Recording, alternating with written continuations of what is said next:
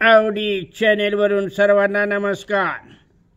आपण आपल्या आवडी आवारातील शिवारातील काही जे नजरेस येतील अशा काही कीटकांच्या प्राण्यांचा आपण माहिती करून घेत असतो।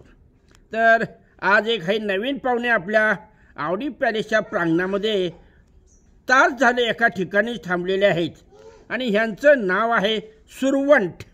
हे सुरवंट मामा हे अतिशय खतरनाक कसं आहे पहा, कोणत्याही कीटकांच्या अवस्था असतात, त्या अवस्थातील ही एक ह्या सुरवंटाची अवस्था आहे।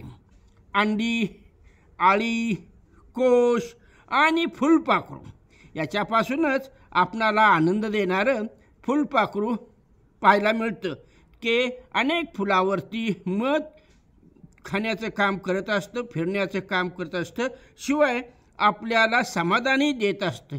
या फुलपाखरावरती कितीतरी गाणी, कितीतरी कलर असतात।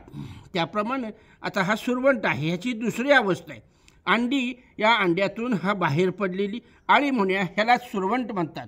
तर याच्या अंगावर जे केस आहेत बघा, कसे लोकरीसारखे केस आहेत आणि हा मातीतून कुठेही प्रांगणामध्ये वगैरे खांबावर हा चढत असतो, फिरत असतो। तर ह्याची जर का आपल्या शरीराला जर स्पर्श झाला तर आपल्या शरीराला खाज सुटती, आग होती, भडभडतो, अशा प्रकारे आपली चमडी, त्वचा लाल भडक करून टाक। तर ह्याच्यावरती जुन्यातलीच लोक काय करत असत, मखमलीची फुलाचा रस लावत असत किंवा राखेलचा वास देत असत। तर आजकाल ही वनस्पती देखील आपण दुर्मिळ आहे, हे कीटक देखील दुर्मिळ आहेत। ह्याला खादा डाळे असं देखील म्हटलं जातं। हा झाडावरील पानं वगैरे खातो, काय मिळेल ते खातो त्याच्या तोंडानं। पहा, हा सरपटणारी प्राणी, पण अगदी मंद गतीनं हा सरपटतो। ज्यावेळेला ह्याची कोशाची अवस्था येते त्यावेळेला हा असं शांत एका ठिकाणी थांबतो, शिवाय याच्यावरती जे एक आवरण होतं आणि त्या कोशामध्येच काय होतं, फुलपाखराची निर्मिती होत असते। जसं अंड्यातून पिलं बाहेर पडतात तसं ह्या कोशातून पिलं बाहेर पडतात। आता पहा, ह्यानं थोडी हालचाल करायला सुरुवात केलेली आहे। तर असा हा सुरवंट। प्राण्यांच्यामध्ये दोन प्रकार आहेत, एक पृष्ठवंशीय प्राणी आणि दुसरा अपृष्ठवंशीय प्राणी। पृष्ठवंशीय प्राणी म्हणजे ज्याला पाठीचा कणा आहे।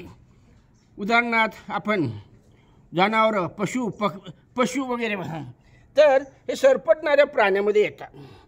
हे अपृष्ठवंशीय, ह्यांना पाठीचा कणा नाही, हे आपलं शरीर गोलाकार करू शकतात, पुन्हा उघडू शकतात, फिरू शकतात, चालू शकतात।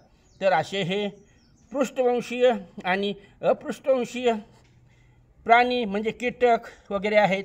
तर ह्यातीलच हा अपृष्ठवंशीय, ज्याला पाठीचा कणा नाही, सरपटणाऱ्या प्राण्यांच्यामध्ये हे लक्षण आपल्याला पाहायला मिळेल।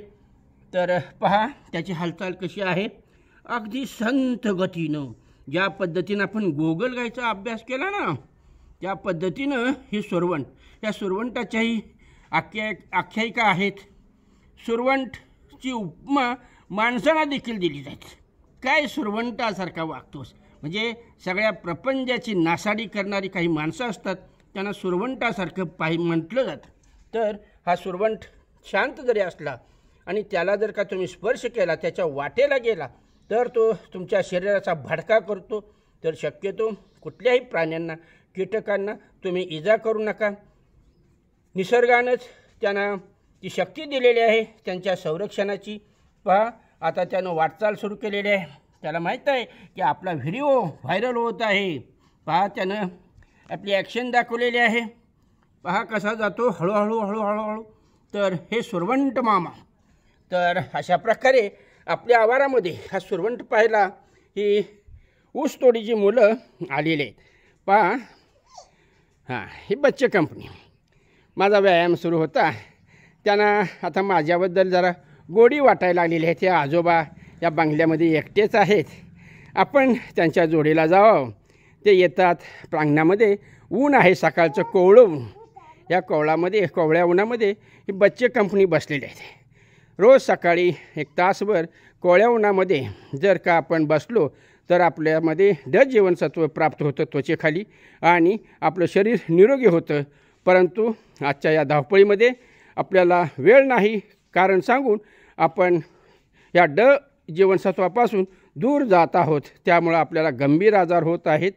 तर ही मुलं माझा थोडाफार व्यायाम करत असताना मी काय असं जास्त व्यायाम करत नाही, कुठं टाळ्या वाजवणे, कुठं गाणं म्हणणे वगैरे अशा प्रकारे.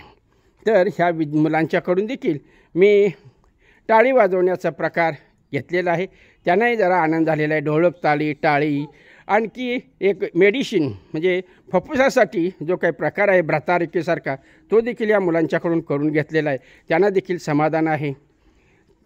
शेती भागामध्ये थोडे पाण्याचा प्रॉब्लेम असल्यामुळं ते आमच्या पॅलेसमध्ये येतात, टाकीतून पाणी घेऊन जातात.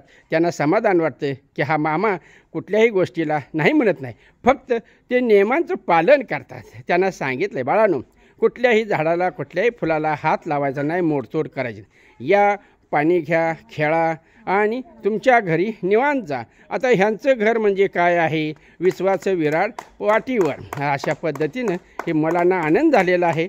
मी देखील माझ्या परीनं माझीच लेकरं समजून, माझीच नातवंडं समजून यांना एक प्रकारचं मार्गदर्शन करण्याचा प्रयत्न करत आहे. धन्यवाद. जय महाराष्ट्र.